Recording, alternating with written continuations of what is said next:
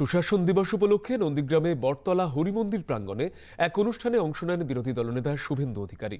অটল বিহারী বাজপেয়ীর প্রতিকৃতিতে শ্রদ্ধা জ্ঞাপনের পাশাপাশি তুলসী পূজন দিবসও পালন করেন তিনি।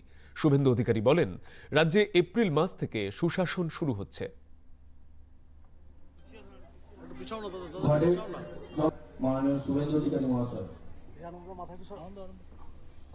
উত্তরও দিয়ে রয়েছে এই বুথের মেম্বার তথা নন্দীগ্রাম 4 নম্বর জঙ্গল রাজ চলছে। সুশাসন এপ্রিল মাসের পরে আসবে। নরেন্দ্র মোদীজির আশীর্বাদ ধন্য ভারতীয় জনতা পার্টির সরকার হবে।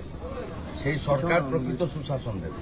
11তে আমরা লড়ে খেটে অনেক করে মানুষকে বুঝিয়ে পরিবর্তন এনেছিলাম। সে পরিবর্তন আসল পরিবর্তন হয়নি। সেই পরিবর্তনের সুফিয়ানের বাড়ি হয়েছে, শাহউদ্দিনের বাড়ি হয়েছে, গরিব মানুষ গরিব থেকে গেছে। আসল পরিবর্তন এবারই আসবে। এটা নরেন্দ্র মোদীজির আদর্শে, তার নেতৃত্বেই আসবে। অটল যে স্বপ্ন পূরণ হবে, সেই সরকার তৈরি।